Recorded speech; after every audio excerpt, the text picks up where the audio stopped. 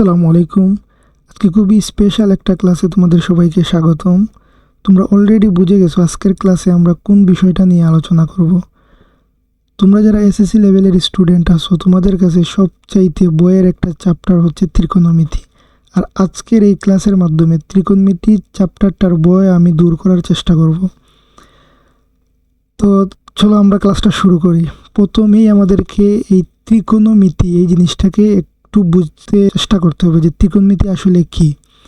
ত্রিকোণমিতি এই জিনিসটাকে যদি ব্যঙ্গে ব্যঙ্গে বলা হয় তাহলে এভাবে বলতে হবে যে ত্রিকোণ মানে তিনটি কোণ, মিতি মানে পরিমাপ। ত্রিকোণমিতি মানে হচ্ছে তিনটা কোণের পরিমাপ। আশা করি এই জিনিসটা বুঝছো। তাহলে ত্রিকোণমিতিতে আমরা কি নিয়ে আলোচনা করব? ত্রিকোণমিতিতে আমরা তিনটি কোণের পরিমাপ নিয়ে আলোচনা করব। এখন তিনটা কোণ কই পাওয়া যায়? তিনটা কোণ আমরা পাবো হচ্ছে একটা ত্রিভুজে। তিনটা কোণ আমরা কোথায় পাবো? তিনটা কোণ পাবো আমরা একটা ত্রিভুজে। এইটা যদি একটা ত্রিভুজ হয়, তুমি একটু খেয়াল করে দেখো, এইটা যদি একটা ত্রিভুজ হয় তাহলে এই ত্রিভুজে আমি দেখতেছি এখানে তিনটি কোণ আছে। এখানে তিনটি কোণ। আমি যদি কোণগুলোর নাম দেই তাহলে কোণের নাম কিভাবে দিতে হয়? এই যে ইংরেজি বর্ণমালার বড় হাতের অক্ষরগুলো আছে ওইগুলা দিয়েই আমরা কোণকে প্রকাশ করব। তাহলে এইটার নাম দিলাম এ, এটা বি এবং এইটা সি। তাহলে একটি ত্রিভুজের কোণ কয়টি? একটি ত্রিভুজের কোণ হচ্ছে তিনটি। এবং এই তিন কোণের সমষ্টি কত? আমরা সবাই জানি যে ত্রিভুজের তিন কোণের সমষ্টি হচ্ছে 180 ডিগ্রি। তাহলে একটু খেয়াল করে দেখো, এইটা হচ্ছে এ কোণ, এটা হচ্ছে বি কোণ এবং এই কোণটা হচ্ছে সি কোণ। আমরা কোণকে আইডেন্টিফাই করতে পারছি। এখন বাহুগুলাকে কিভাবে চিনব? তো এই যে এ কোণ আছে, এই এ কোণের বিপরীত বাহুটাই হচ্ছে এ বাহু। এই বি কোণের বিপরীত বাহুটাই হচ্ছে বি বাহু এবং সি কোণের বিপরীত বাহুটাই হচ্ছে সি বাহু।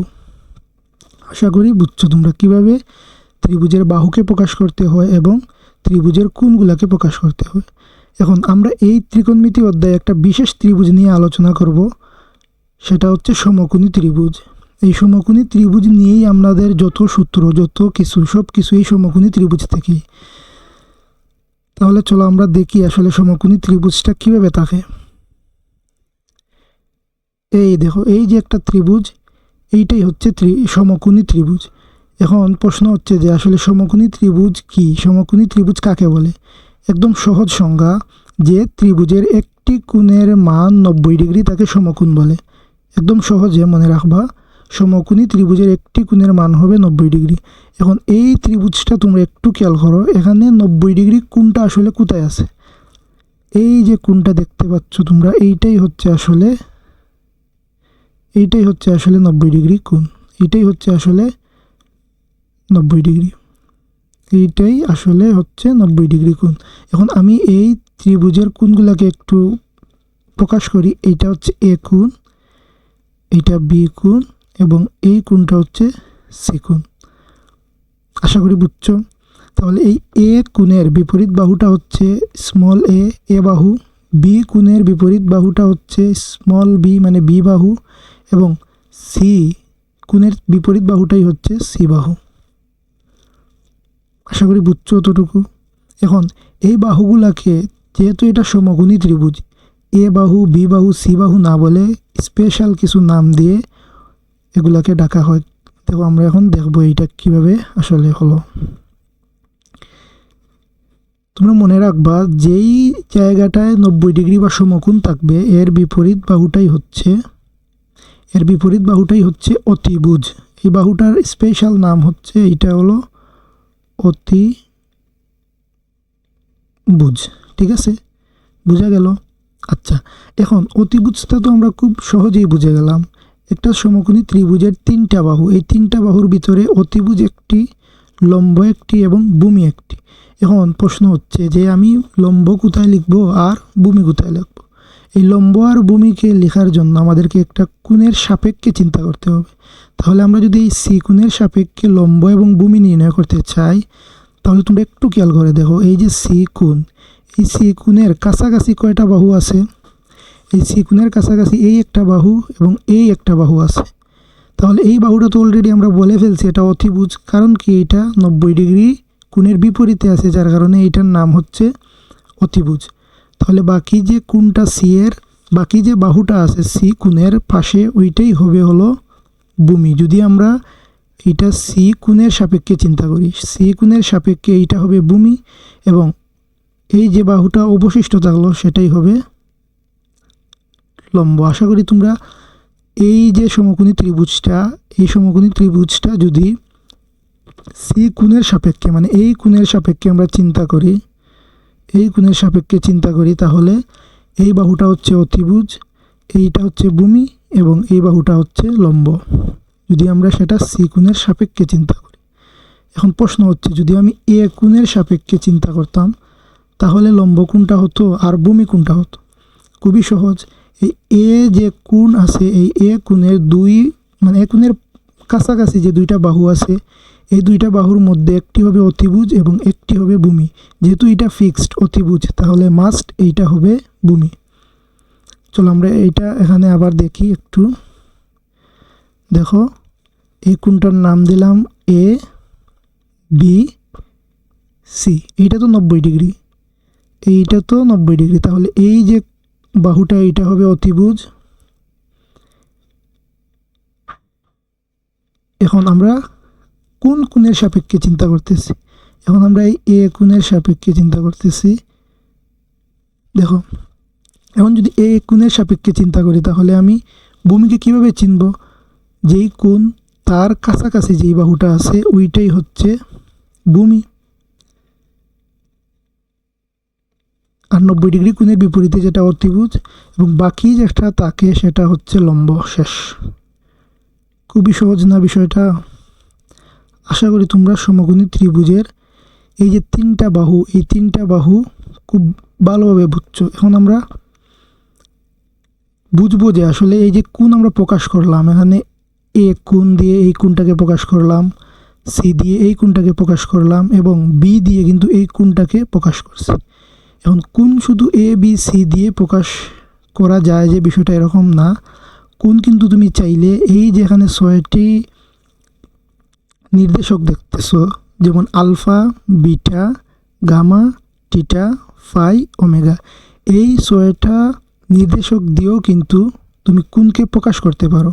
কিন্তু এগুলার মধ্যে সবচাইতে বেশি ব্যবহৃত হচ্ছে এই টিটা কোণটা, সবচাইতে বেশি অঙ্কে দেখবা এই টিটা ব্যবহার হচ্ছে, এবং মাঝে মধ্যে আলফা এবং বিটাও ইউজ হয়। তো সবচাইতে বেশি ইউজ হয় হচ্ছে কোণ প্রকাশের জন্য এই টিটাটাই। তো তোমরা একটু মনে রাখবা, জিনিসটা খুবই সহজ। এইটা হচ্ছে আলফা, এটা বিটা, বিটা দেখতে কীরকম, এই বি নয় বাট এইরকম। হ্যাঁ, আলফা কীভাবে লিখে, আলফা এইভাবে লিখে, আলফা বিটা। গামাটা আসলে এইভাবে, কি গামাটা আসলে কীভাবে লেখে, গামাটা এইভাবে লিখে। টিটা তো খুবই সহজ, ফাই, ওমেগা। ঠিক আছে, এগুলা দিয়ে কিন্তু কোণকে নির্দেশ করে, তো এগুলাকে আমরা বলতে পারি কোণ নির্দেশক। তো একটা এক্সাম্পল দেই, দেখো আমি যদি এখানটায় লিখি যে sine alpha plus beta equal কিছু একটা, তাহলে এই যে সাইন আলফা প্লাস বিটা, এই আলফা এবং বিটা এই দুইটা দিয়ে আসলে এখানে কোণ বোঝায়। আমরা সামনেগুলো দেখবো যে সাইনের পরে মানে ত্রিকোণমিতিক যে অনুপাতগুলো আছে ওইগুলার পরে যাই থাক না কেন এই প্রত্যেকটা জিনিস দিয়ে কী বোঝাবে, কোণকেই বোঝাবে। ঠিক আছে, তো এই জিনিসগুলো আমরা কিন্তু সামনে দেখব। এখন দেখো, তোমরা সবাই জানো পিথাগোরাসের উপপাদ্য। পিথাগোরাস একটা উপপাদ্য দিয়েছিলেন, এটা হচ্ছে কি, অতিভুজ স্কোয়ার ইকুয়াল লম্ব স্কোয়ার প্লাস ভূমি স্কোয়ার। তো এই পিথাগোরাসে যে এই উপপাদ্যটা দিলেন, এটা আসলে মানে কিভাবে দিলেন, এই উপপাদ্যটা আসলে সমকোণী ত্রিভুজ থেকেই চিন্তা করা হয়েছে। দেখো একটু খেয়াল করো, এইটা যদি সমকোণী ত্রিভুজ হয় তাহলে এই কোণটা হচ্ছে 90 ডিগ্রি কোণ, এই কোণের যে বিপরীত বাহুটা আছে এটা হবে অতিভুজ, এবং আমি ধরে নিলাম এটা হচ্ছে আমাদের কোণ, এইটার সাপেক্ষে এটা হবে ভূমি, এবং এটা হবে লম্ব। তো পিথাগোরাসে ওনার উপপাদ্যে কি বলছেন যে অতিভুজের স্কোয়ার, অতিভুজ স্কোয়ার, এটা স্কোয়ার, অতিভুজ স্কোয়ার ইকুয়াল লম্ব স্কোয়ার প্লাস ভূমি স্কোয়ার। অতিভুজের মানটাকে তুমি যদি স্কোয়ার করো এবং লম্ব আর ভূমির মানটাকে যদি তুমি স্কোয়ার করে যোগ করো তাহলে অতিভুজের মানের সমান পাবা। আশা করি পিথাগোরাসের উপপাদ্যটা তোমরা সবাই বুঝতে পারছো। চলো আমরা একটা এক্সাম্পল দিই। দেখো, আমি যদি এখানে লিখি যে এই যে ভূমিটা, এই ভূমির মান হচ্ছে 3 এবং এই লম্বের মানটা হচ্ছে 4, তাহলে এই অতিভুজটার মান হবে 5। এখন এইটা আমরা এই পিথাগোরাসের উপপাদ্যে অ্যাপ্লাই করে দেখি যে আসলে এই অতিভুজ স্কোয়ারের মান লম্ব স্কোয়ার প্লাস ভূমি স্কোয়ার মানের যোগফলের সমান হয় কিনা। তাহলে অতিভুজ কত? 5, এই 5-এর স্কোয়ার ইকুয়াল লম্ব কত? 4, 4-এর স্কোয়ার প্লাস ভূমির মান কত? 3, 3-এর উপর স্কোয়ার। খেয়াল করো, 5কে স্কোয়ার করলে 25 পাওয়া যায়, 4কে স্কোয়ার করলে 16 প্লাস 3কে স্কোয়ার করলে 9 পাওয়া যায়। এখন আমরা লিখতেই পারি এই দুইটার যোগফল হচ্ছে 25। তো একটা ত্রিভুজ যদি সমকোণী হয় তাহলে তার অতিভুজের স্কোয়ারের মান লম্ব এবং ভূমির স্কোয়ারের মানের যোগফলের সমান হবে মাস্ট। আশা করি বিষয়টা তোমরা বুঝছো। এখন পিথাগোরাসের উপপাদ্য থেকে তো আমরা শুধু কি অতিভুজকে মানে লিখতে পারবো অতিভুজ স্কোয়ার ইকুয়াল লম্ব স্কোয়ার প্লাস ভূমি স্কোয়ার। বিষয়টা কিন্তু এরকম না। ধরো প্রশ্নে তোমার কাছে কি করলো, এই যে 4 আছে ওইটা নাই, তোমার কাছে শুধু দেয়া আছে অতিভুজের মান 5, ভূমির মান 3। এবং তোমার কাছে চাইছে যে এই লম্বের মানটা আসলে কত, এই লম্ব যে আছে এই লম্বর মানটা আসলে কত। তখন তুমি এটা কীভাবে বের করবা? তো এইটা বের করা খুবই সহজ। এটা বের করার জন্য আমরা এখানে একটা ছোট্ট কাজ করব। দেখো কিভাবে। এই জিনিসটাকে একটু ছোটো করে পাশে রেখে দিই।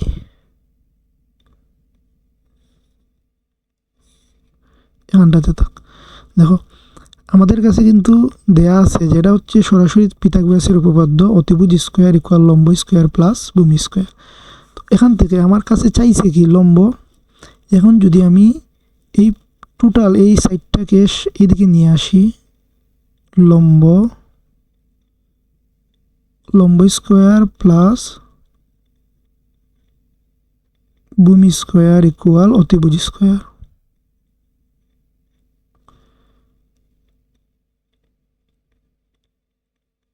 এখন আমার এখানে প্রয়োজন হচ্ছে লম্বর মান নির্ণয় করা। তাহলে আমি কি করব, এই লম্বটাকে এখানে রেখে দিব, লম্ব স্কোয়ারটাকে রেখে দিলাম। তাহলে এইদিকে এই যে ভূমিটা আছে প্লাস, ওইটা ওইদিকে যায় মাইনাস হয়ে যাবে। তাহলে এখানে হবে অতিভুজ স্কোয়ার মাইনাস ভূমি স্কোয়ার। এখন আমার তো প্রয়োজন শুধু লম্বর তো স্কোয়ারের প্রয়োজন নাই। তো আমি কি করতে পারি, এখান থেকে আমি লিখতে পারি যে লম্ব ইকুয়াল রুট ওভার অতিভুজ স্কোয়ার মাইনাস ভূমি স্কোয়ার। এই জিনিসটা কি লেখা যায় না? অবশ্যই এই জিনিসটা লেখা যায়। ঠিক আছে, আশা করি তোমরা বুঝছো। এখন সেমভাবে এখান থেকে যদি আমার কাছে চায় যে আমি ভূমির মান কীভাবে নির্ণয় করব, তাহলে ভূমির মানটাও কিন্তু এখান থেকে খুব ইজিলি নির্ণয় করা যায়। দেখো কিভাবে নির্ণয় করব আমরা ভূমির মান। যদি আমাদের কাছে লম্বর মান চায় তাহলে আমরা এইভাবে লম্বর মান কিন্তু বের করে নিয়ে আসতে পারি। এখন আমার কাছে ধরো চাইছে যে, এখন আর লম্ব চাই নেই, এখন চাচ্ছে আমার কাছে তুমি ভূমির মান নির্ণয় করো। তাহলে এই ভূমির মানটা আমি কীভাবে নির্ণয় করব? দেখো একটু মনোযোগ দেও। এখান থেকে আমরা ভূমির মান নির্ণয় করব। তো ভূমির মান নির্ণয় করতে হলে আমাদেরকে কি করতে হবে, এই জায়গায় ভূমিকে বাম পাশে রেখে দিব, ভূমি স্কয়ার, অতিভুজ স্কয়ার তো আছেই, অতিভুজ স্কয়ার, এখানে এই যে লম্ব স্কয়ারটা প্লাস আছে ওদিকে যে ওইটা হয়ে যাবে মাইনাস লম্ব স্কয়ার। এখন আমার তো ভূমি স্কয়ারের প্রয়োজন নাই, আমার দরকার শুধু ভূমির, তাহলে এই স্কয়ারটাকে সমান সমানের ওই পাশে রুট করে লিখে দিব, ঠিক আছে। আচ্ছা, আর রুটের ভিতরে এই অতিভুজ স্কয়ার মাইনাস লম্ব স্কয়ার লেখাটা দিয়ে দিব, ঠিক আছে। আশা করি তোমরা এই পিথাগোরাসের যে উপপাদ্যটা আছে এই উপপাদ্যটা থেকে লম্ব এবং ভূমির মানটা বের করতে পারবো। তোমাদের কাজ হচ্ছে কি জানো, এই মানটা শুধু মনে রাখা, এই মানটা শুধু মনে রেখে দিবা। এটা কি, অতিভুজ স্কয়ার ইকুয়াল লম্ব স্কয়ার প্লাস ভূমি স্কয়ার। এটা কি, এটা হচ্ছে পিথাগোরাসের উপপাদ্য। এখন এই পিথাগোরাসের উপপাদ্য প্রয়োগ করে তুমি চাইলে লম্বর মানটাও নির্ণয় করতে পারো, আবার ভূমির মানটাও নির্ণয় করতে পারো। কীভাবে নির্ণয় করবা এটা কিন্তু আমি দেখো এখানে দেখাইছি কীভাবে লম্ব নির্ণয় করতে হয়, আর এখানে দেখাইছি কীভাবে ভূমি নির্ণয় করতে হয়। আশা করি বুঝছো। আচ্ছা, এখন দেখো আমরা কি দেখব, এখন একটু প্র্যাকটিস করি। এতক্ষণ যা পড়লাম এই জিনিসটাকে একটু অ্যাপ্লাই করি, আমরা দেখি আমরা পারি কি না। দেখো, থিটা কোণের জন্য অতিভুজ লম্ব ও ভূমি চিহ্নিত করো। এখন থিটা কোণ, এখানে কোথাও কি থিটা কোণ আছে? নাই। তুমি ইচ্ছা মতো ধরে নিতে পারবা কোণ। ধরো আমি যদি এখানে এই কোণটাকে থিটা কোণ চিন্তা করি, এইটাই হচ্ছে থিটা কোণ, তাহলে খেয়াল করো এটা যদি থিটা হয় তুমি দেখেই বলতে পারতেছো না যে এটা 90 ডিগ্রি কোণ, এটাই হচ্ছে সমকোণ। এখন প্রশ্ন তোমাদের মাথায় আসতে পারে যে 90 ডিগ্রি কোণ আসলে কীভাবে চিনে? দুইটা বাহু পরস্পর যে বিন্দুতে যে মিলিত হয় ওই কোণটাই হচ্ছে 90 ডিগ্রি কোণ। দেখো পরস্পর এইটা এদিকে যাইতেছে এইটা এদিকে এসে ওইটাকে ক্রস করে দিছে, মানে 90 ডিগ্রি কোণ আর কি। 90 ডিগ্রি কোণ যেইটা ওইটার বিপরীত বাহুটা আমরা পরে আসছি কি হবে? অতিভুজ হবে। তাহলে এইটা হবে অতিভুজ, বা একটু লিখি, আচ্ছা এইটা হবে অতিভুজ, অতিভুজ। এখন যেহেতু আমরা এই কোণটাকে থিটা হিসাবে মানে চিহ্নিত করছি, তাহলে আমরা জানি যে কোণ আছে ওর একদম কাছের বাহুটাই হবে ভূমি, তাহলে এইটা হবে ভূমি, তাহলে বাকি আছে লম্ব, এইটাই হবে লম্ব। আশা করি বোঝা গেছে। আচ্ছা, এখন আমি থিটা কোণ কীভাবে চিহ্নিত করব? আমার ইচ্ছা হলো এই কোণটাকে আমি থিটা হিসেবে চিন্তা করতাম, তাহলে করলাম এটা থিটা কোণ, এটাই হচ্ছে থিটা কোণ। এখন এটা যদি থিটা হয় তাহলে 90 ডিগ্রি কোণ সমকোণটা কোথায়? এই কোণটাই হচ্ছে সমকোণ, এই কোণটাই হলো সমকোণ, ঠিক আছে। এই কোণটা হচ্ছে সমকোণ। তাহলে এইটা যদি সমকোণ হয় তাহলে এই যে বাহুটা আছে সমকোণের বিপরীত এইটা হবে অতিভুজ,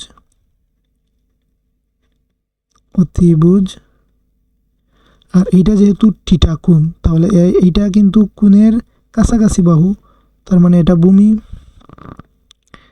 আর বাহুটা হচ্ছে ভূমি, এবং বাকি যে পি বাহুটা আছে এইটা হবে লম্ব। কার সাপেক্ষে? এই থিটা কোণের সাপেক্ষে। আশা করি বুঝছো। এখন আসো, এটা তো আমরা দেখেই বুঝতে পারতেছি, খুবই সহজ, সরাসরি এটা সমকোণী ত্রিভুজ। তাহলে এই কোণটাই হচ্ছে 90 ডিগ্রি কোণ, এই 90 ডিগ্রি কোণটাই হলো সমকোণ। তাহলে এই 90 ডিগ্রির যে বিপরীত বাহুটা আছে ওই বাহুটা হচ্ছে অতিভুজ। এখন এই বাহুটার নামটা আসলে কি? এখানে তো আমরা দেখছি এই অতিভুজ বাহু, এইটার নাম কিউ, এই অতিভুজ এটার মান হচ্ছে 17, কিন্তু এই বাহুটার মান বা নাম আসলে কি? এখানে মানও দেয়া নাই, নামও দেয়া নাই। তো এই বাহুটার নাম হচ্ছে, আমরা লিখতে পারি যে জি এফ, অথবা লিখতে পারি এফ জি। এটা মানে তুমি কীভাবে লিখছো এটা তোমার উপর ডিপেন্ড করছে। আমি লিখলাম এফ জি, ঠিক আছে। তাহলে এইটা যদি হয় থিটা কোণ, তো অতিভুজ আইডেন্টিফাই করতে আমাদের কোণের কোনো প্রয়োজন নাই। অতিভুজটা হবে সমকোণের বিপরীতে, মানে কোণের প্রয়োজন নাই বলতে কোন কোণের সাপেক্ষে চিন্তা করতেছি এইটার প্রয়োজন নাই, যে এইটাই সমকোণ ওইটার বিপরীত বাহুটাই হচ্ছে অতিভুজ।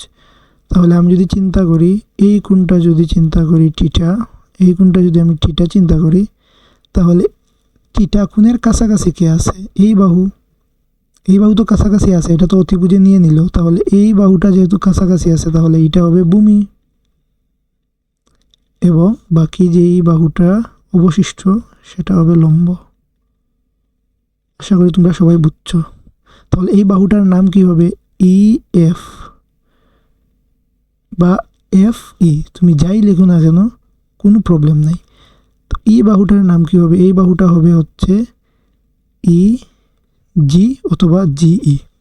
আশা করি এতক্ষণ যা তোমাদেরকে বুঝাইছি খুব সহজভাবে তোমরা বুঝছো।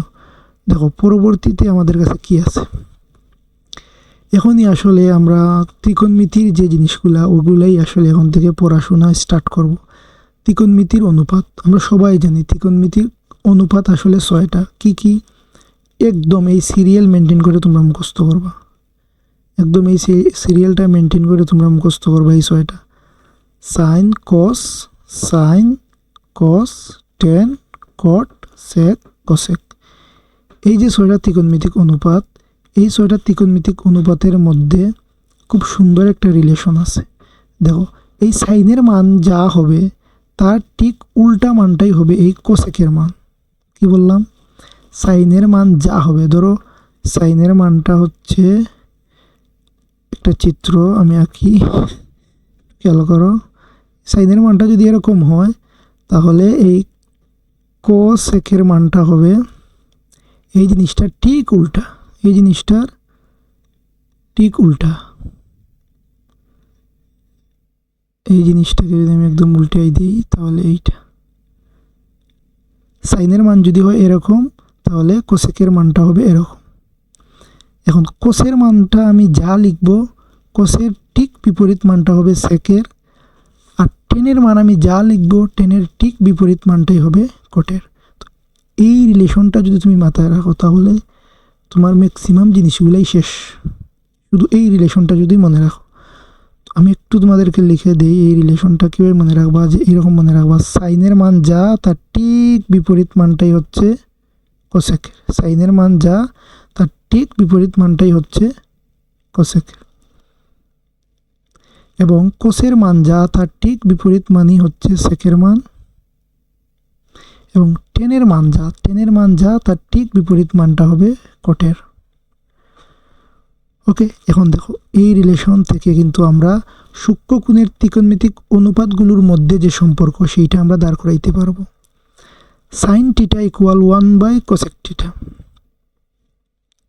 কেন এটা এইভাবে লিখলাম? কারণ একটু আগেই আমরা দেখছি যে সাইনের ঠিক বিপরীত হচ্ছে কোসেক, যার কারণে আমরা লিখছি 1/কোসেক।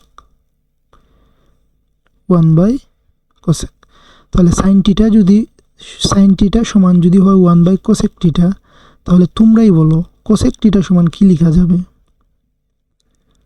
কোসেক থিটা ইকুয়াল কি লেখা যাবে? কোসেক থিটা কার বিপরীত? সাইনের বিপরীত। তাহলে কোসেক থিটা ইকুয়াল আমরা লিখতে পারি 1/সাইন থিটা। খুবই সহজ না? আচ্ছা, এখন দেখো কোস থিটা ইকুয়াল যদি হয় 1/সেক থিটা, আমরা দেখছি যে কোস কার বিপরীতে আছে? সেক, মানে কোসের মান যাই হবে সেকের মান তার বিপরীত হবে। তাহলে কোসের মান যদি হয় কোস থিটার মান 1/সেক থিটা, তোমরাই বলো সেক থিটার মান কি হবে? এই সেক থিটার মান হবে 1/কস থিটা। খুবই সহজ।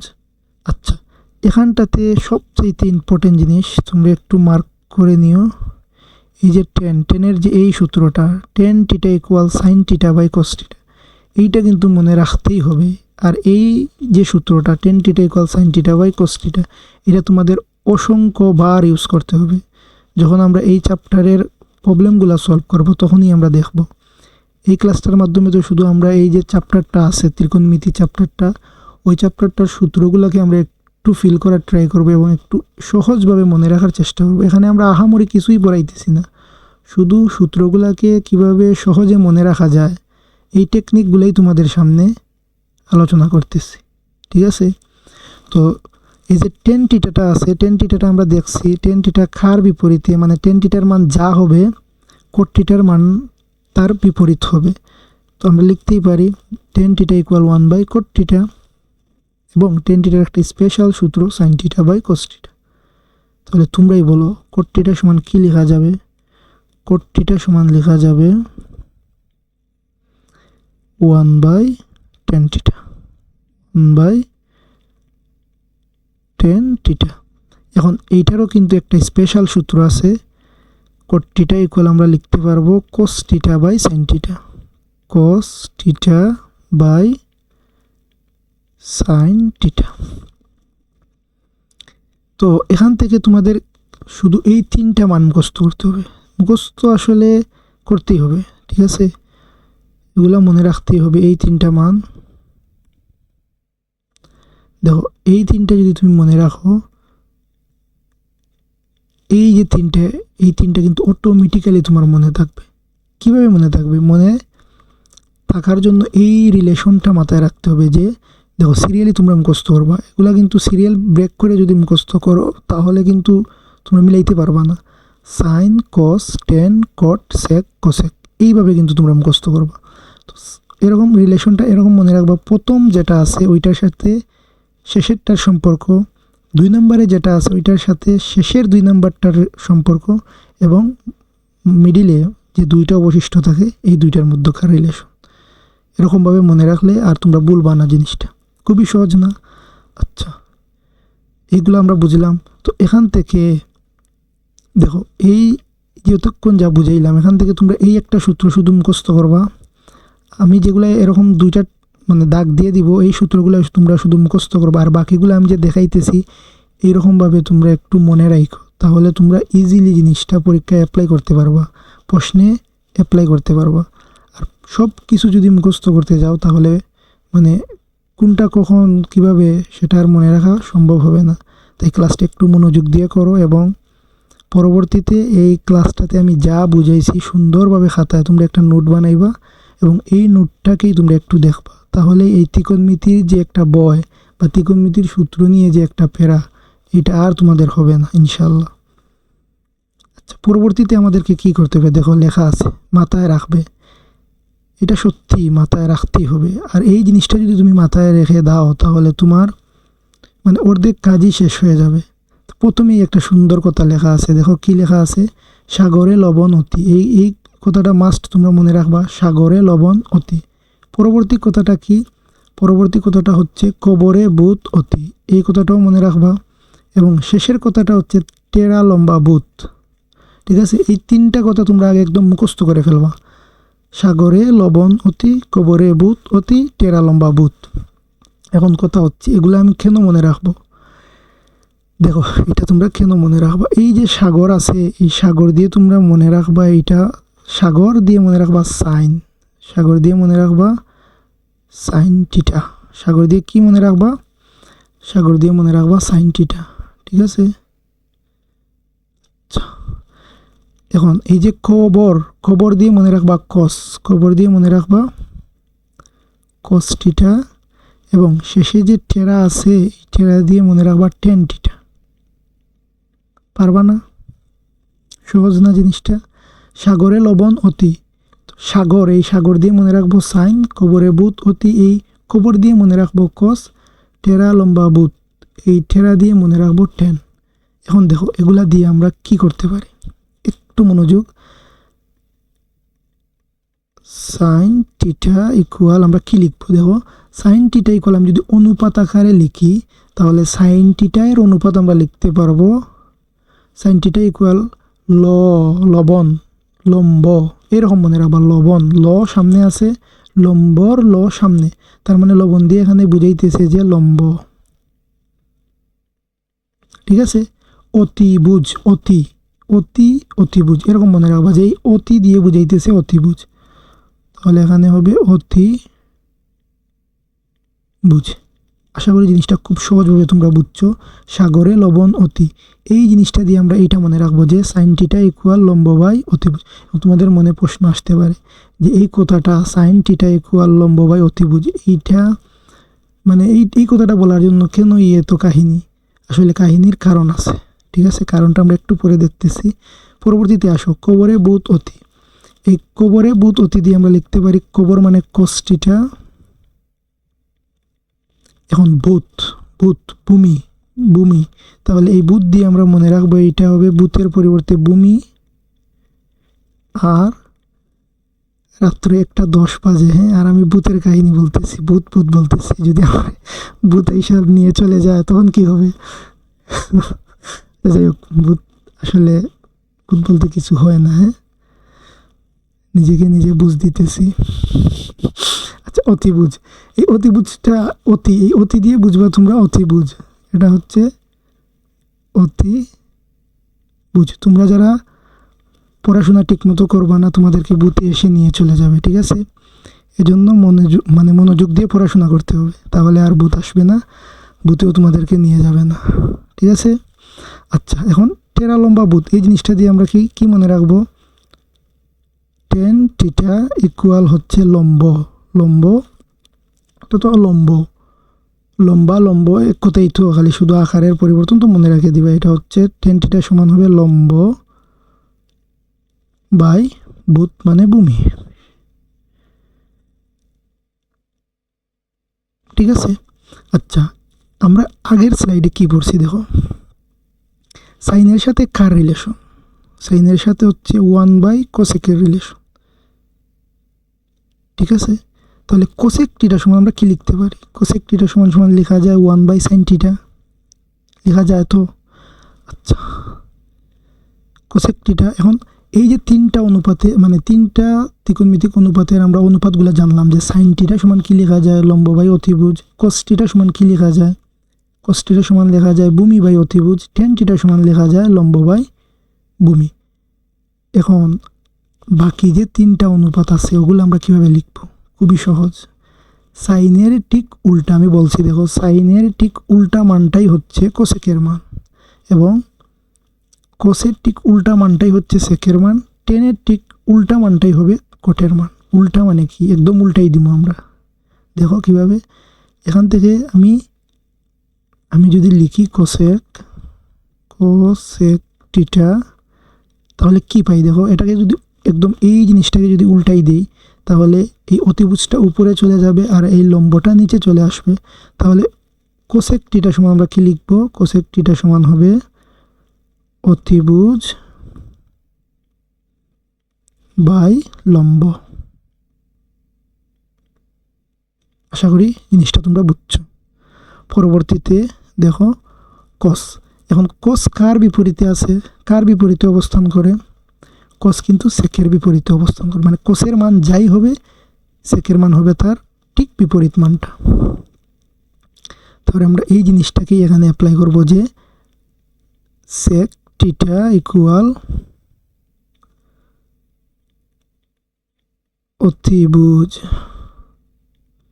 বাই ভূমি, ঠিক আছে? তাহলে এখানে একটি মাত্র অনুপাত বাকি আছে, সেটা হচ্ছে কট। তাহলে কট কার বিপরীত? কট হচ্ছে টেনের বিপরীত। টেন সমান সমান যদি আমরা লিখি লম্ব বাই ভূমি, তাহলে কট সমান সমান লেখা যায় ভূমি বাই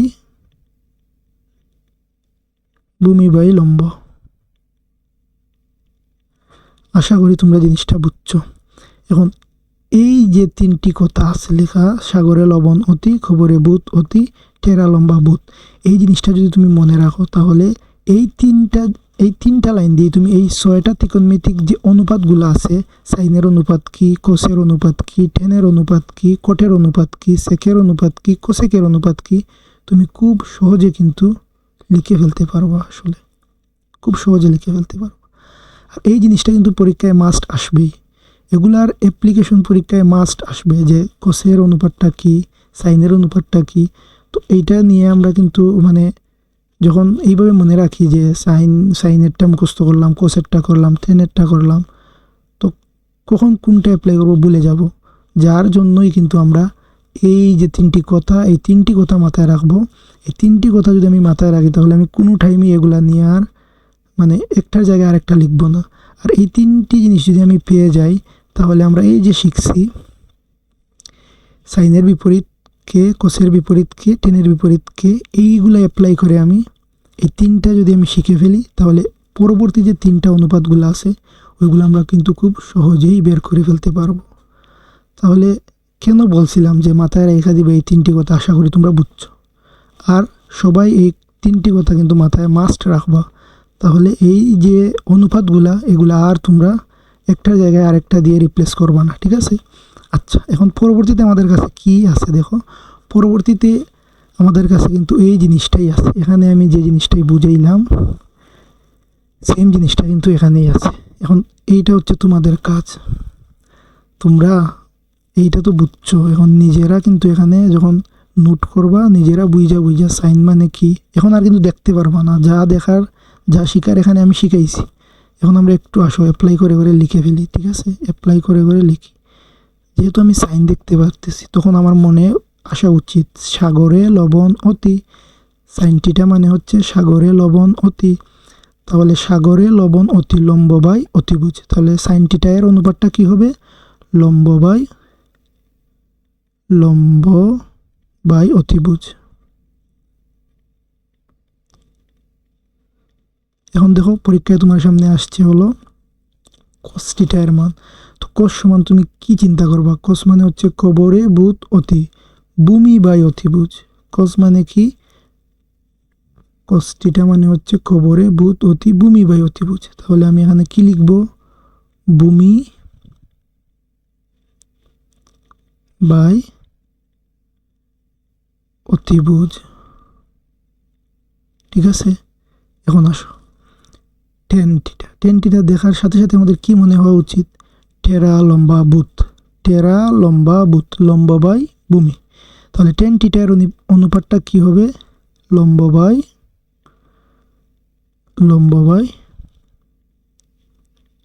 ভূমি। আশা করি বুঝছো। এই তিনটা যেহেতু আমরা পেয়ে গেছি, এখন এই বাকি তিনটা বের করা খুবই সহজ। তাহলে সাইনের ঠিক বিপরীতে কার অবস্থান, মানে সাইনের ঠিক উল্টা মানটা কার মান হয়? আমরা সবাই জানি সাইনের ঠিক উল্টা মানটা হয় হচ্ছে কোসেকের মান, একটু আগে দেখছি। তাহলে এখানে কি চলে আসবে দেখো, এখানে চলে আসবে হলো অতিভুজ স্কয়ার, মানে অতিভুজ বাই লম্ব, এবং সেকটিটা কার বিপরীতে অবস্থান করে? কোসের। তাহলে কোসের মান যা তার ঠিক উল্টা মানটাই হবে সেকের মান। তাহলে সেকটিটা সমান আমরা কি লিখতে পারবো? এটা হবে অতিভুজ বাই ভূমি, ঠিক আছে? আর এই কোট আছে যে এই কোটটা কার বিপরীতে অবস্থান করবে, মানে কোটের মানটা কার বিপরীত হবে? এইটা হবে টেন থিটা। টেন থিটা সমান আমরা লিখছি লম্ব বাই ভূমি, তাহলে কোট থিটা সমান সমান আমরা লিখবো হলো ভূমি বাই লম্ব,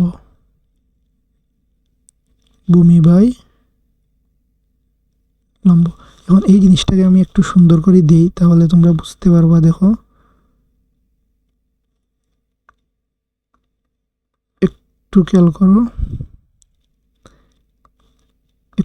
করো, কালারটা আমি যদি চেঞ্জ করে দিই, এইটার কালার ধরো আমি দিলাম এইটা। এখন এইটার মতো করে কাকে পাইছি? এই সাইন থিটার মতো কিন্তু কোসেক থিটা। তাহলে এইটার কালারটাও আমি চেঞ্জ করে এই কালার করে দিলাম, ঠিক আছে? আচ্ছা, cos থিটা সমান সমান ভূমি বাই অতিভুজ, কোসের বিপরীতে কে সেক। তাহলে এই দুইটার মান কিন্তু আমি এক কালার দিয়ে লিখে দিব। কালারটা কি দেয়া যায়? এই কালার দিই। তাহলে এইটাও হবে সেম কালার। মানে কালার দিয়ে আমি কি বুঝাইতে চাইছি তোমাদেরকে, বুঝো তোমরা যে এই যে সেক থিটা আছে, এই সেক থিটার মানটার ঠিক বিপরীত মানটাই হচ্ছে cos থিটার মান। এই যে সাইন থিটা আছে, এই সাইন থিটার মানের ঠিক উল্টাটাই হচ্ছে কোসেক থিটার মান। আর এই দুইটা কালার সেম। টেন থিটার মান যদি লম্ব বাই ভূমি হয় তাহলে টেন থিটার ঠিক বিপরীত মানটা হবে কোট থিটা এর মান। আশা করি তোমরা এগুলো মনে রাখতে পারবা, খুবই সহজ জিনিসটা। তো তোমাদের এখান থেকে কি মনে রাখতে হবে? শুধু এই তিনটি কথা মনে রাখবা। এই তিনটি কথা যদি তুমি মনে রাখতে পারো, সাগরে লবণ অতি, কবরে ভূত অতি, টেরা লম্বা ভূত, তাহলে এই যে 6টা অনুপাত আছে এই 6টা অনুপাত তোমরা খুব সহজে কিন্তু লিখে ফেলতে পারবা, ঠিক আছে। আচ্ছা, এখন দেখো পরবর্তীতে আমরা দেখব হচ্ছে ত্রিকোণমিতিক অভেদাবলী, মানে ত্রিকোণমিতির যে সূত্রগুলো আমরা বলি আর কি, যেগুলাকে ওইগুলা সূত্র তো প্রত্যেকটাই, বাট এগুলা কিন্তু খুবই স্পেশাল। দেখো এগুলা দিয়ে কিন্তু আমরা মানে অঙ্ক সমাধান করব। আর এই অঙ্ক সমাধান ক্লাসই কিন্তু আমার এই চ্যানেলে তোমরা পাবা, সৃজনশীল, এমসিকিউ এবং সংক্ষিপ্ত প্রশ্ন সমাধান ক্লাস। প্রত্যেকটা ক্লাস করতে হলে তোমাদের পূর্ব শর্ত হচ্ছে এই ক্লাসটাকে তুমি আগে ফলো রাখতে হবে। এই ক্লাসের ভিতরে আমি বলে দিব যে আসলে কোন দিন কোন মানে ক্লাসগুলা আপলোড দেবো। আমি চেষ্টা করব প্রত্যেক সপ্তাহে গণিতের দুইটা করে মানে চ্যাপ্টারের ক্লাস আপলোড দেওয়ার। প্রথমে আমরা সংক্ষিপ্ত প্রশ্ন সমাধান করে একটি প্লেলিস্ট বানাবো, যেই প্লেলিস্টে তোমাদের এসএসসি 26 পেজের স্টুডেন্ট যারা আসো, তোমাদের সিলেবাসে যে চ্যাপ্টারগুলো থাকবে ওই চ্যাপ্টারগুলোর প্রত্যেকটা চ্যাপ্টারের সংক্ষিপ্ত প্রশ্ন সমাধান আগে করাবো, তারপরে এমসিকিউ, তারপরে সিকিউ, অথবা তারপরে সিকিউ, তারপরে এমসিকিউ, আমরা এইভাবে আগাবো। তো আমি চেষ্টা করব গণিতের প্রত্যেক সপ্তাহে 2টা করে ক্লাস আপলোড দেওয়ার। তো প্রত্যেক সপ্তাহে যদি 2টা করে ক্লাস আপলোড দিই তাহলে ইনশাল্লাহ তোমাদের পরীক্ষার আগে সিলেবাসটা শেষ করা সম্ভব হবে। আর যদি পসিবল হয় তাহলে আরও বেশি ক্লাস আপলোড দেওয়ার চেষ্টা করব। তোমরা মানে আমার এই ইউটিউব চ্যানেলটাকে ফলো করে রাখো, তাহলে সাবস্ক্রাইব করে দিও। তখন যখনই আমি নতুন কোনো ভিডিও দিব তখনই তোমার কাছে কিন্তু নোটিফিকেশন চলে যাবে। আর এখন যেই ক্লাসগুলো দেয়া হবে এই প্রত্যেকটা ক্লাসই এসএসসি 26 ব্যাচের পরীক্ষার্থী যারা, সো তোমাদের জন্য খুবই ইফেক্টিভ, ঠিক আছে। তো আর এই ক্লাসটা কিন্তু এসএসসি 26-এর জন্য না, এই ক্লাসটা তোমরা যারা নবম দশম শ্রেণীতে উত্তীর্ণ হইছো, বা নতুন দশম শ্রেণীতে উত্তীর্ণ হইছো, বা তুমি ত্রিকোণমিতি বুঝতে চাইও বুঝতে পারতেছো না, এরকম স্টুডেন্টের জন্য কিন্তু এই ক্লাসটা, ঠিক আছে। তো ক্লাসটা মনোযোগ দিয়ে করো, তাহলে তুমি ত্রিকোণমিতি চ্যাপ্টারের যে টোটাল সূত্রগুলো আছে ওইগুলো সম্পর্কে একটা আইডিয়া পেয়ে যাবা। এবং এই সূত্রগুলো যদি তুমি মাথার ভিতর রাখতে পারো তাহলে এই ত্রিকোণমিতি চ্যাপ্টারটা থেকে তুমি যেই প্রশ্ন আসুক না কেন প্রত্যেকটা প্রশ্নই তুমি আনসার করতে পারবা। আচ্ছা, এখানে আমরা দেখতেছি হচ্ছে 3টা সূত্র। দেখো, sine square theta plus cos square theta equal 1, এই একটা সূত্র। তারপর দেখতেছি sec square theta minus tan square theta equal 1, এইটা আরেকটা সূত্র। এবং cosec square theta minus cosec square theta minus cot square theta equal 1, এইটা হচ্ছে আরেকটা সূত্র।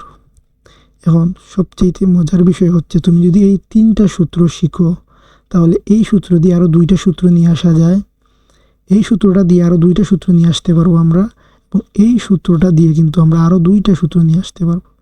তাহলে আমরা টোটাল এই 3টা সূত্র মুখস্থ যদি করে ফেলি তাহলে এই 3টা সূত্র দিয়ে আমরা আরও 6টা সূত্র নিয়ে আসতে পারবো। কিভাবে করব চলো আমরা একটু মানে দেখে ফেলি। জিনিসটা খুবই সহজ। তুমি এইটা কিন্তু আগে লিখবা। দেখো আমি লিখতেছি sign square theta plus cos square theta equal 1। এখন এইটা সমান 1। এখন আমার অঙ্কে প্রয়োজন শুধু সাইন স্কোয়ার টিটা এর মান, শুধু সাইন স্কোয়ার টিটা। এই সাইন স্কোয়ার টিটা সমান কী হবে? আমি সাইন স্কোয়ার টিটা সমান কি এইটা লিখতে পারি না যে সাইন স্কোয়ার টিটা ইকুয়াল হবে, আমার শুধু সাইন টিটা প্রয়োজন। তাহলে সাইন টিটাকে রেখে বাকি যা আছে ওইটাকে সমানের অপোজিট সাইডে পাঠিয়ে দিব। তাহলে তাহলে এই দিকে আছে কজ স্কোয়ার টিটাটা প্লাস, ওই দিকে যা হবে মাইনাস কজ স্কোয়ার টিটা, ঠিক আছে। এখন আমার অঙ্কে দেখো যদি কজ স্কোয়ার টিটা প্রয়োজন হয় তাহলে আমি কি করতে পারি, এখানে কজ স্কোয়ার টিটাটাকে রেখে দিব 1 মাইনাস, এটা প্লাস আছে ওই দিকে যাওয়া হবে মাইনাস সাইন স্কোয়ার টিটা। তাহলে এখান থেকে আমরা আরও 2টা সূত্র পেয়ে গেলাম। এই হচ্ছে একটা সূত্র আর এই হচ্ছে আমাদের আরেকটা সূত্র। যদি sign square theta plus cos square theta equal 1 মনে রাখি তাহলে এখান থেকে sign square theta equal 1 minus cos square টিটা কীভাবে আসছে আমি দেখাইছি।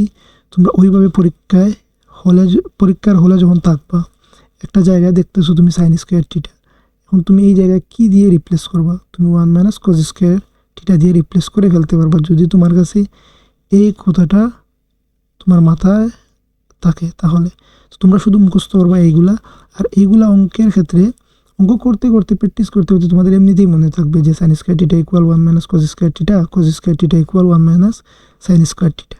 বাট এই জিনিসটা যে মুখস্থ না করেও লেখা যায় সেটাই কিন্তু আমি তোমাদেরকে দেখাইতেছি, ঠিক আছে?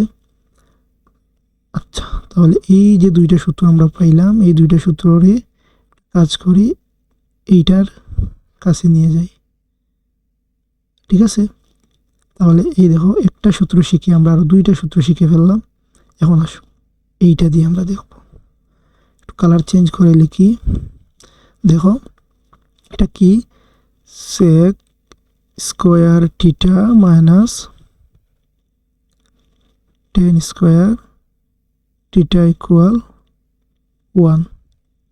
এখন আমার প্রয়োজন হচ্ছে শুধু সেক স্কোয়ার থিটা, তাহলে আমি কি লিখতে পারি? দেখো সেক স্কোয়ার থিটা ইকুয়াল 1, এই মাইনাসটা ওইদিকে যায় সমান সমানের অপোজিট সাইডে যায় প্লাস হয়ে যাবে, তাহলে এখানে হবে প্লাস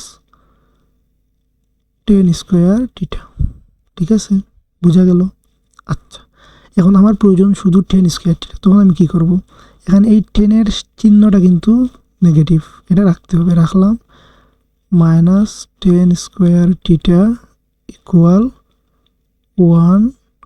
এখানে এই যে সেক স্কোয়ার থিটাটা আছে এইটা আছে প্লাসে, তাহলে ওই সাইডে দেওয়া হবে মাইনাস সেক স্কোয়ার থিটা।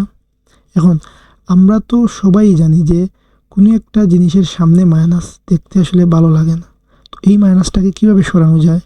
মাইনাসটা সরানো হচ্ছে খুবই সহজ। কি করবা তুমি? উভয় পক্ষে, ডান পক্ষে এবং বাম পক্ষে তুমি একটা মাইনাস দিয়ে গুণ করে দাও। সমান জিনিস দিয়ে গুণ করলে কোনো মানের কোনো পরিবর্তন হয় না। তাহলে মাইনাস দ্বারা যদি মাইনাসকে গুণ দিই তাহলে আমরা এখানে পেয়ে যাব প্লাস 10 স্কোয়ার থিটা, সামনে প্লাস লেখার কোনো প্রয়োজন নেই। এখন একটু খেয়াল করো, দেখো এটা আছে কিন্তু চিহ্ন প্লাস, কিন্তু যেহেতু আমি মাইনাস দিয়ে গুণ দিতেছি এটা মাইনাস হয়ে যাবে, আর এই যে মাইনাস চিহ্নটা এটা গুণের কারণে প্লাস হয়ে যাবে, তাহলে প্লাসটাই তো আমরা সামনে লিখবো। এখানে যদি মাইনাস সরাইতে যাই আবার মাইনাসটাকে সামনে নিয়ে আসি, এখানে -1 প্লাস সেক স্কোয়ার থিটা লিখি, তাহলে তো হলো না। যার কারণে আমরা এই যে মাইনাসে মাইনাসে প্লাস হয়েছে এই প্লাস সেক স্কোয়ারটাকে সামনে লিখব, সেক স্কোয়ার থিটা -1। কীভাবে -1 হলো? এই যে মাইনাস দিয়ে গুণ দিয়েছি, প্লাসে মাইনাসে মাইনাস আর মাইনাসে মাইনাসে প্লাস। আশা করি বুঝছো। তাহলে এই সূত্র দিয়ে কিন্তু আমরা আরও দুইটা সূত্র পাইলাম। তাহলে একটা কাজ করি, এই দুইটা সূত্রকেও আমরা এইটার কাছে নিয়ে যাই। এই হচ্ছে একটা,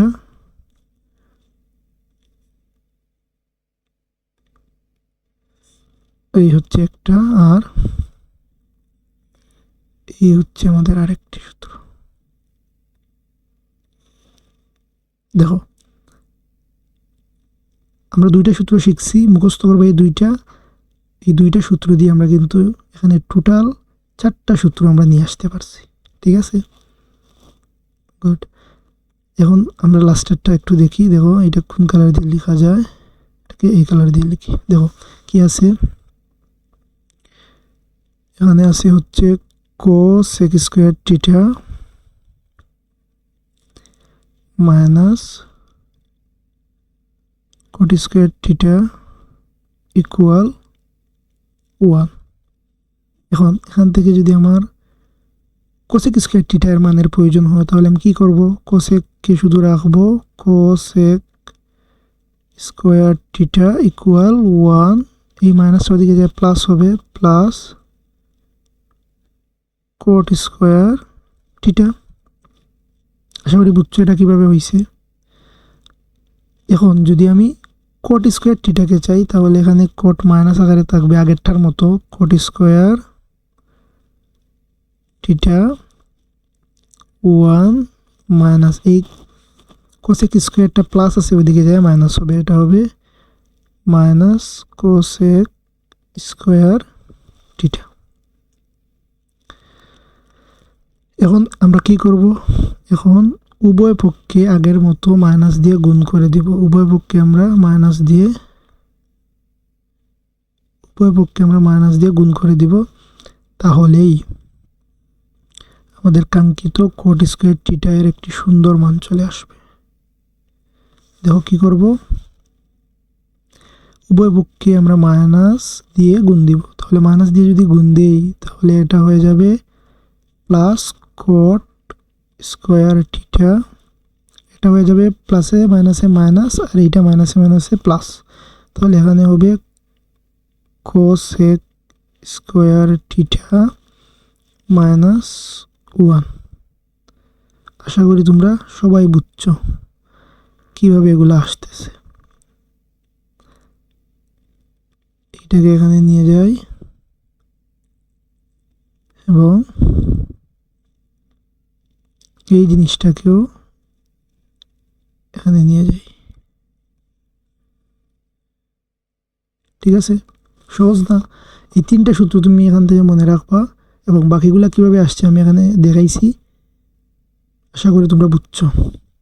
তো বেশি কিন্তু না, দেখতে গেলে অনেক সূত্র ত্রিকোণমিতি চ্যাপ্টারে, বাট এতক্ষণ পর্যন্ত যে আমরা জিনিসগুলো তোমাদেরকে বুঝাইছি, এখানে তোমাকে মনে রাখার জন্য আমি কয়টি জিনিস বললাম। মনে রাখার জন্য সূত্রের মধ্যেই একটি,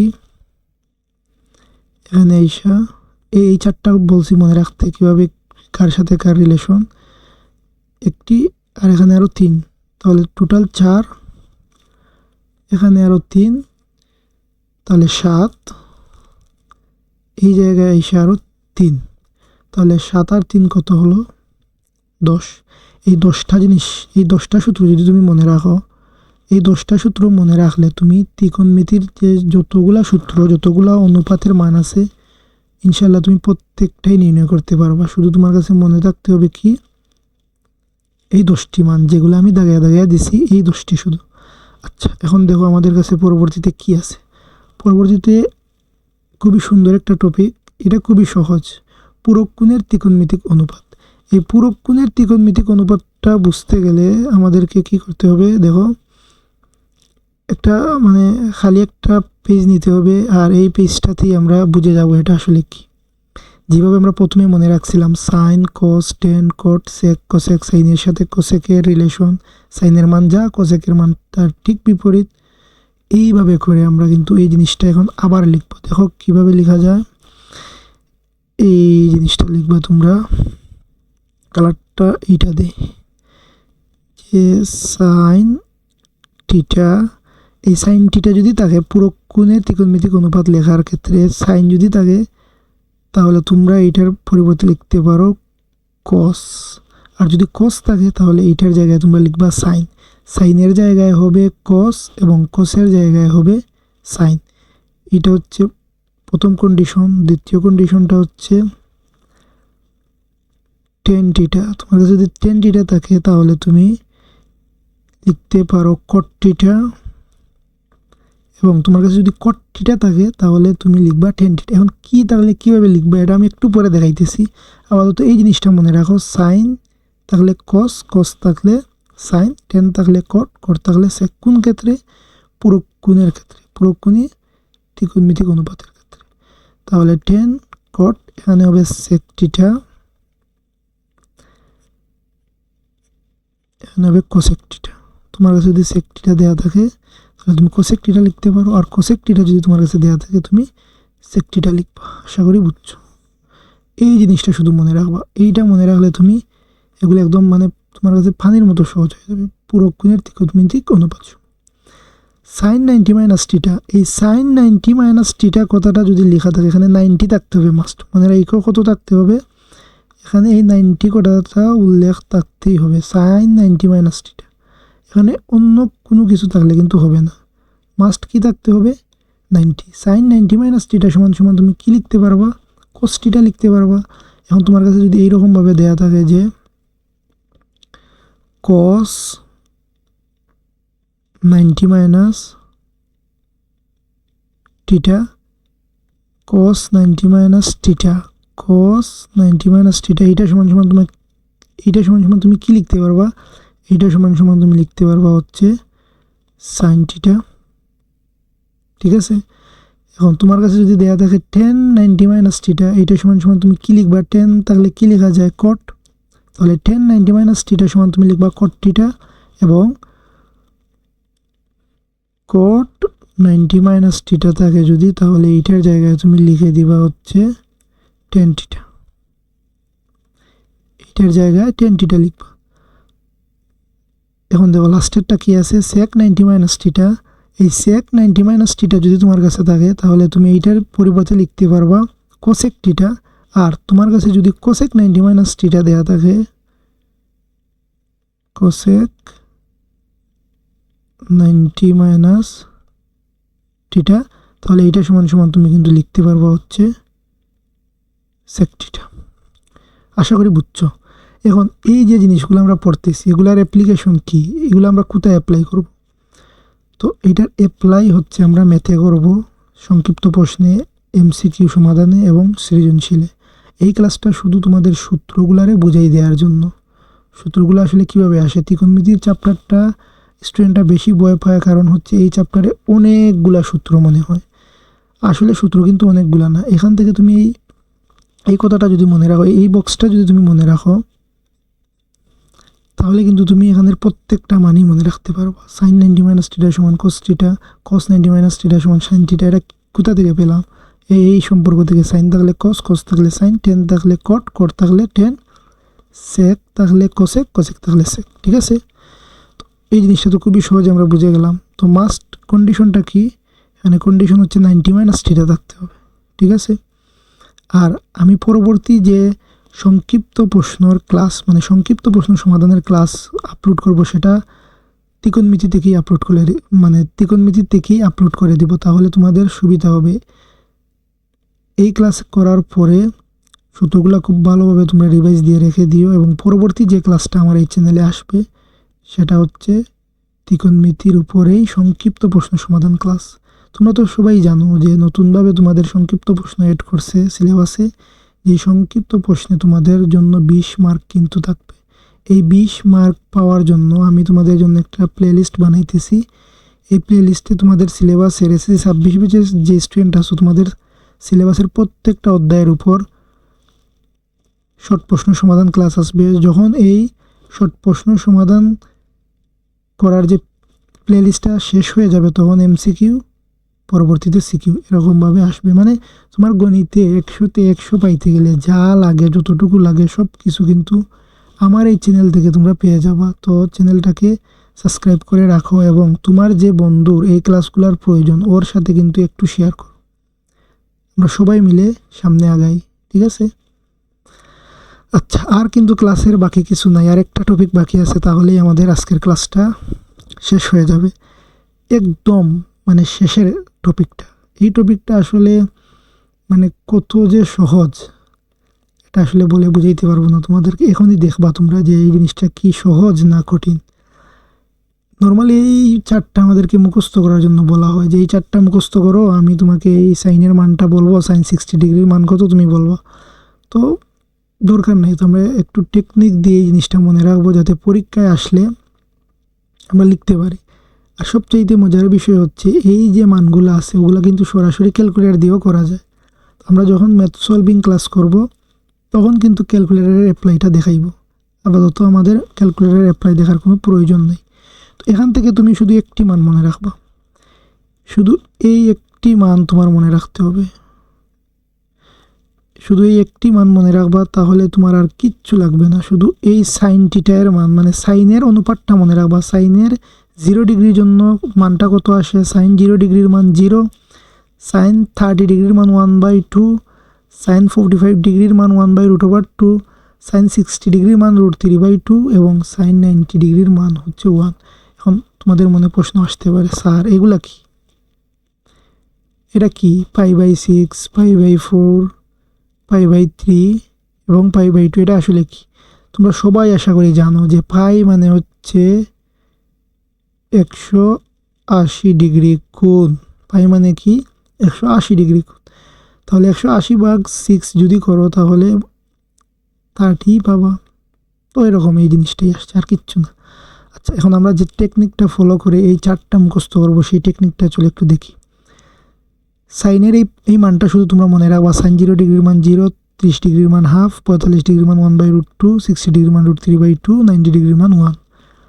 তারপর আমাদের এই যে প্রথম যে জিনিসগুলো তোমাদেরকে বুঝিয়েছি ওগুলাকে কিন্তু আমাদেরকে ডাক দিয়ে নিয়ে আসতে হবে এবং ওইগুলারই অ্যাপ্লাই লাগবে।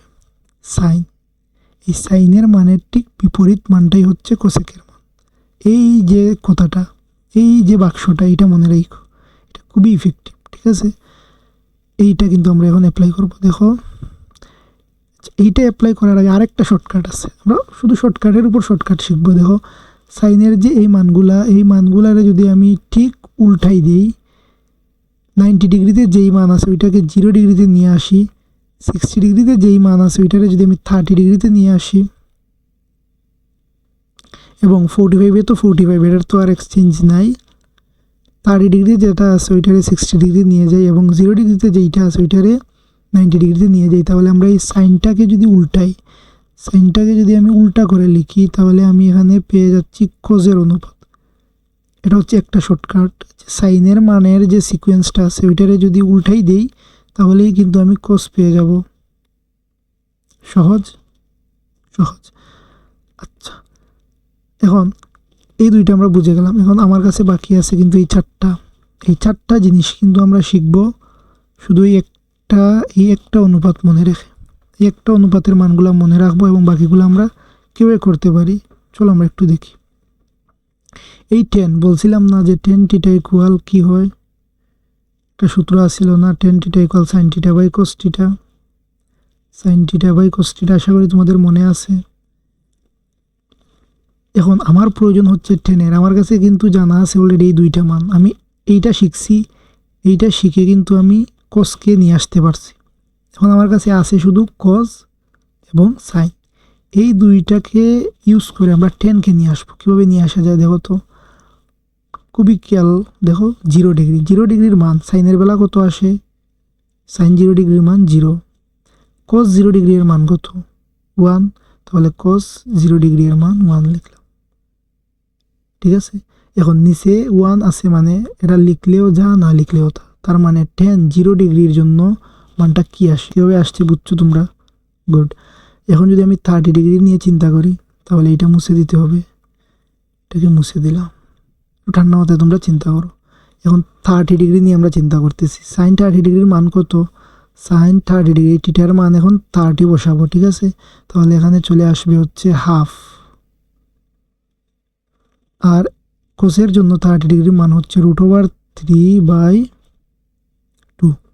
এখন এই জিনিসটাকে আমরা সমাধান করব, খুবই সহজ। কীভাবে সমাধান করা যায়, এইটা হচ্ছে একটা ভগ্নাংশ, এইটা হচ্ছে আরেকটা ভগ্নাংশ, তাহলে দুইটা ভগ্নাংশ তাদের মধ্যবর্তী রিলেশনটা হচ্ছে ভাগের, তাহলে ভগ্নাংশের ভাগ তো আসলে করা যায় না, তাহলে এই দুইটা ভগ্নাংশকে আসলে আমরা গুণ করব, দিলাম গুণ চিহ্ন। এখন এই নিচের 2টা উপরে চলে যাবে যেহেতু গুণ করতেছি তাই, এবং উপরের √3টা নিচে চলে আসবে, এই 2 আর এই 2 কাটা, তাহলে এখানে বাকি আছে 1/3।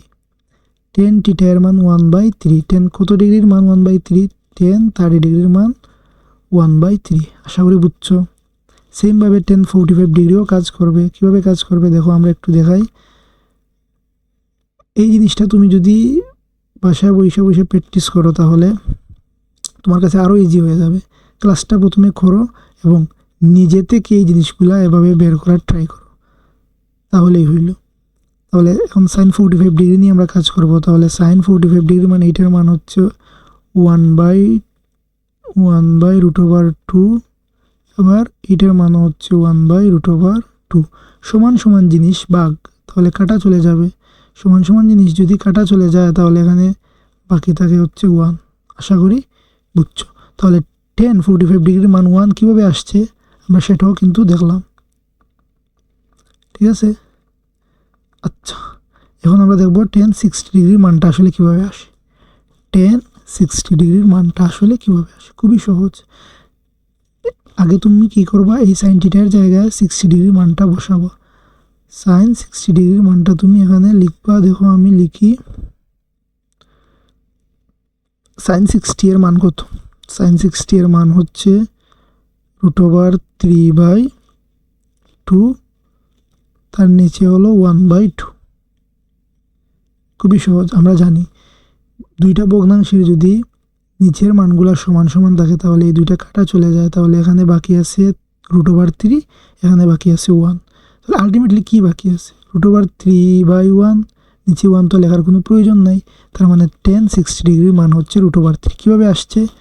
এই সূত্রটা থেকেই আসছে, ঠিক আছে? আচ্ছা, তোমরা বুঝছো আশা করি। এখন আসলে আমরা পরবর্তীটা একটু দেখি। পরবর্তীতে কি আছে? পরবর্তীতে আছে হলো tan 90 ডিগ্রির মান। এই চিহ্নটা আসলে কি, মানে কি এটা, কি এটা দিয়ে কি বুঝাইতেছে? এইটকে কীরকম জানি করে লেখা, এটা মানে হচ্ছে অসংজ্ঞায়িত বা ইনফিনিটি, মানে এটা অসীম, এটার কোনো মানে সীমা নেই, এরকম টাইপ কিছু একটা, মানে এটাকে সংজ্ঞায়িত করা যায় না, এটা অসংজ্ঞায়িত। আচ্ছা, অসংজ্ঞায়িত ফরম্যাটটাকে আমরা একটু দেখাইতেছি। দেখো, sin 90 ডিগ্রির মান হচ্ছে 1, sin 90 ডিগ্রির মান হচ্ছে 1, আর cos 90 ডিগ্রির মান হচ্ছে 0। তো সামথিং বাই 0 এই ফরম্যাটটাই হচ্ছে অনির্ণেয় বা অসংজ্ঞায়িত বা ইনফিনিটি, এরকম টাইপ কিছু একটা বলা যায়। তাহলে নিচে 0 এটা কিন্তু পসিবল না, নিচে 1 সম্ভব, মাইনাস দিয়ে যে কোনো সংখ্যা সম্ভব, বাট নিচে 0 এটা সম্ভব না, যার জন্য এইটা হচ্ছে ইনফিনিটি। আশা করি বুঝছো। সাইন আমাদের শেষ, শুধু সাইন মুখস্থ করছি, কসকে নিয়ে আসতে পারছি, সাইন আর কসকে খাটিয়ে আমরা টেনকে নিয়ে আসতে পারছি, ঠিক আছে? এখন দেখো, টেনের যে মানগুলো আমরা পাইলাম, এই টেনের মানটাকে যদি আমি একদম মানে রিভার্স, মানে উল্টাইয়া দিই, একদম উল্টাইয়া দিই, তাহলে কিন্তু আমি কোটকে পেয়ে যাব, ঠিক আছে? কোট থিটার মানটাকে পেয়ে যাব। তোমরা একটু খেয়াল করো, দেখো 90 ডিগ্রির মান 0 ডিগ্রিতে চলে আসছে, 60 ডিগ্রির মান 30 ডিগ্রিতে চলে আসছে, 40 ডিগ্রির মান কিন্তু 45 ডিগ্রির মান 45 ডিগ্রিতে টিকই আছে, এবং 30 ডিগ্রির মান কিন্তু 60 ডিগ্রিতেই চলে গেছে, ঠিক আছে?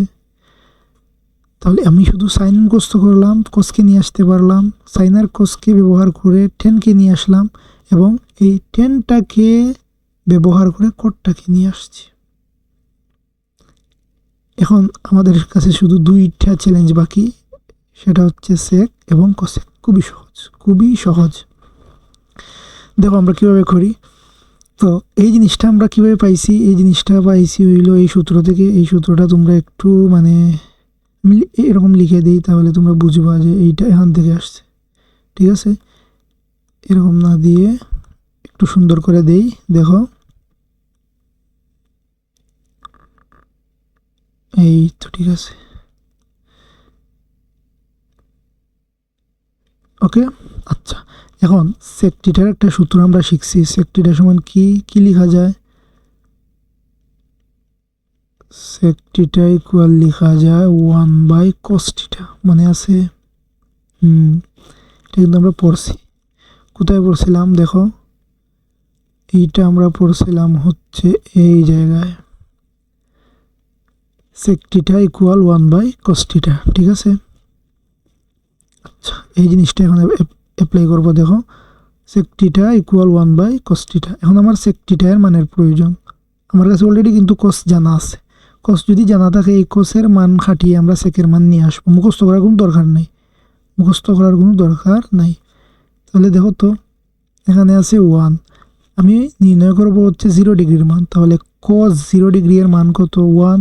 তাহলে 1/1 মানে হচ্ছে 1, ঠিক আছে? বোঝা গেল? আচ্ছা, এখন আমি যদি 30 ডিগ্রিকে মানে 30 ডিগ্রিকে চিন্তা করি, তাহলে কি লিখতে পারবো? দেখো, 30 ডিগ্রি, cos 30 ডিগ্রির মান কত? √3/2। এখানে cos থিটা এর জায়গায় বসাবো cos 30 এর মান √3/2। এখন এই জিনিসটা আসলে কিভাবে কাজ করবে? এই 1 এর নিচে কিছু নাই, মানে 1 আছে, তাহলে 1/1, এখন যেহেতু ভাগ আছে এটা হবে গুণ, 2টা উপরে চলে যাবে এবং √3টা নিচে চলে আসবে। তাহলে এইটা হবে আসলে 2/√3, 2/√3। দেখো, 2/√3 কীভাবে আসছে আশা করি বুঝছো। এখন আমরা দেখব হলো 45 ডিগ্রিটা আসলে কিভাবে আসে। আচ্ছা, 45 ডিগ্রিটা বুঝতে হলে আমাদেরকে কি করতে হবে? শুধু cos থিটা এর জায়গায় cos 45 এর মানটা বসাতে হবে। cos 45 ডিগ্রি এর মান কত? 1/√2, 1/√2। তাহলে এখানে হবে 1/1 ইন্টু √2টা উপরে চলে যাবে এবং উপরের 1টা নিচে চলে আসবে। তাহলে দেখো, এই 1 আর এই 1 কাটা চলে যায়, √2/, 1, নিচে তো 1 লেখার প্রয়োজন নাই, তার মানে এইটার মান হচ্ছে √2। আশা করি এটা কিভাবে আসছে তোমরা বুঝছো, √2টা কিভাবে আসছে তোমরা বুঝছো। আচ্ছা, দেখো পরবর্তীতে আমাদের কাছে শুধু একটি মান বাকি আছে, সেটা হচ্ছে sec 90 ডিগ্রির মান। sec 90 ডিগ্রির মানটা পাওয়ার জন্য আমাকে কার মান জানতে হবে, আমাদেরকে cos 90 এর মান জানতে হবে। তো cos 90 এর মান তো আমরা অলরেডি জানি, cos 90 এর মান কত, 1 cos 90 এর মান 0, 1/0 আমরা আগেই দেখছি। 1/0 এটা হচ্ছে অসংজ্ঞায়িত, তাহলে এটা ইনফিনিটি বা অসংজ্ঞায়িত, ঠিক আছে। এখন আমি যদি এই সেকটাকে জানি, এটাকে যদি আমি একদম উল্টে দিই তাহলেই কিন্তু আমি কোসেকটাকে পেয়ে যাব। সহজ না বিষয়টা, খুবই সহজ। 90 ডিগ্রি ইনফিনিটি যদি হয় তাহলে 0 ডিগ্রিতে ইনফিনিটি চলে আসবে, 60 ডিগ্রিতে যদি 2 হয় তাহলে এখানে 30 ডিগ্রিতে 2 চলে আসবে, 45 ডিগ্রি তো সেমই থাকে, এবং 30 ডিগ্রিতে যদি 1/√3 থাকে তাহলে 60 ডিগ্রিতে 30 ডিগ্রিতে যদি 2/√3 থাকে তাহলে কোসেক 60 ডিগ্রি মানটাই হবে 2/√3। আশা করি বুঝছো, সহজ জিনিস, খুবই সহজ, খুবই সহজ। এখন এই জিনিসটা তো আমি দেখাইলাম, এই জিনিসটা যারা মনে রাখতে পারবে তোমাদেরকে তো অসংখ্য ধন্যবাদ। আর যারা এই জিনিসটাও মনে করবা যে না এই জিনিসটাও আমি মনে রাখবো না, তাহলে তোমাকে এখান থেকে এই একটি মান না, এখান থেকে তোমাকে আরও 2টি মান মুখস্থ করতে হবে। তাহলে তুমি এই যে হিসাব আমি দেখাইলাম, এই হিসাবগুলো যদি তুমি অ্যাভয়েড করতে চাও তাহলে তোমাকে এখান থেকে আরও 2টা মান মুখস্থ করতে হবে। কোনগুলা, এই 10, আমি একটু দেখাই দিই। দেখো এখান থেকে তুমি সাইনকে মনে রাখবা, সাইন, শুধু সাইনের ভিতরে গুল্লা দিলাম সাইন। এখান থেকে তুমি 10কে মুখস্থ করে নিবা এবং তুমি সেককে মুখস্থ করে নিবা। তাহলে সাইনের ঠিক বিপরীতে হবে, মানে সাইনের যে অনুপাতগুলো এগুলো যদি উল্টাই দিই তাহলে আমি কোজের অনুপাতগুলো পাবো, 10-এর অনুপাতগুলোকে যদি আমি উল্টাই দিই তাহলে কোটের অনুপাতগুলো পাবো, সেককে যদি আমি উল্টাই দিই তাহলে কোসেকের অনুপাতগুলো পাবো। তাহলে এখান থেকে যদি আমি এই যে এই তিনটাকে যদি আমি মুখস্থ করি তাহলে আমি যে একটু আগে যে ক্যালকুলেশন করে নিয়ে আসতে হয়, এই জিনিসটা যদি তোমরা অ্যাভয়েড করতে চাও তাহলে এই 3টা মান মুখস্থ করবো। আর যাদের মনে হয় যে না ক্যালকুলেশন করেই নিয়ে আসবো, তুমি শুধু এই সাইনের মানটা মুখস্থ করো, তাইলেই হয়ে যাবে, ঠিক আছে। আশা করি তোমরা এই জিনিসগুলো বুঝছো। আর এরই মাধ্যমে কিন্তু আমাদের মানে যে স্লাইডগুলো আসছিল সবগুলা শেষ। এই স্লাইডগুলো শেষ মানে তুমি ত্রিকোণমিতির যে বেসিক জিনিসগুলো আছে ওইগুলা তুমি কিন্তু একদম আয়ত্ত করে নিছো। এখন এই ক্লাসটা তোমরা যারা এতক্ষণ পর্যন্ত আমার সাথে করছো তোমাদেরকে অসংখ্য ধন্যবাদ। এই ক্লাসটা এতই ইফেক্টিভ, তুমি যখন এই ক্লাসটাকে নিজের হাতে নোট বানাবা এবং এই নোটটাকে একটু পড়বা, আমি যেই টেকনিকটাকে মানে ফলো করার কথা বলছি ওই টেকনিকটা ফলো করে তোমরা পড়বা, তোমার কাছে আসলে ত্রিকোণমিতিটা খুবই সহজ লাগবে, ঠিক আছে। তাহলে তোমরা এই ক্লাসটার নোট নিজেরা তৈরি করবা এবং এই নোটটাকে কিন্তু একটু মনোযোগ দিয়া পড়বা, কারণ তোমরা জানো তোমাদের বইয়ে 4টা বিভাগে প্রশ্ন আসবে, গণিত বই থেকে 4টা বিভাগ, একটা হচ্ছে বীজগণিত, একটা হচ্ছে জ্যামিতি, একটা ত্রিকোণমিতি আর একটা পরিসংখ্যান। একটা বিভাগই আছে কিন্তু ত্রিকোণমিতি বলে, এই ত্রিকোণমিতি বিভাগ থেকে কিন্তু তোমাকে একটি প্রশ্ন আনসার করতে হবে মাস্ট। এই ত্রিকোণমিতি অধ্যায়ে কিন্তু পরিমিতি থাকে এবং আরও অন্যান্য চ্যাপ্টারগুলোও থাকে। তো এখান থেকে সবচাইতে সেফ হলো তুমি ত্রিকোণমিতি চ্যাপ্টারটা যদি ভালোভাবে পড়ে ফেলতে পারো তাহলে এখান থেকে তুমি একটা প্রশ্ন ইনশাল্লাহ আনসার করতে পারবা। এসএসসি 26 ব্যাচের স্টুডেন্ট যারা, তোমাদের জন্য তো এই অপরচুনিটি আরও বেশি, কারণ তোমাদের 80 চ্যাপ্টার মাত্র 2টা, যে ত্রিকোণমিতি বিভাগের 2টা চ্যাপ্টার আছে, শুধু পরিমিতি আর ত্রিকোণমিতি। তুমি যদি চাও যে পরিমিতিটাকে আমি সৃজনশীলের জন্য স্কিপ করে ফেলবো, তুমি এই যে ক্লাসটা মানে এই যে ত্রিকোণমিতি ক্লাসটা আছে এই ক্লাসটা শেষ করে তুমি শুধু ত্রিকোণমিতির প্রবলেমগুলো সলভ করো, তাহলেই তুমি এখান থেকে একটি প্রশ্ন আনসার করতে পারো। ওভারঅল যারা এই ক্লাসটা দেখছো সবাইকে অসংখ্য ধন্যবাদ জানি। আজকের ক্লাসটা এখানেই শেষ করছি, ইনশাআল্লাহ তোমাদের সাথে পরবর্তীতে এই অধ্যায়েরই সংক্ষিপ্ত প্রশ্ন সমাধান ক্লাসে দেখা হবে। ততক্ষণ পর্যন্ত তোমরা পড়াশোনার মধ্যেই থাইকো, ভালো থাইকো, আল্লাহ হাফিজ।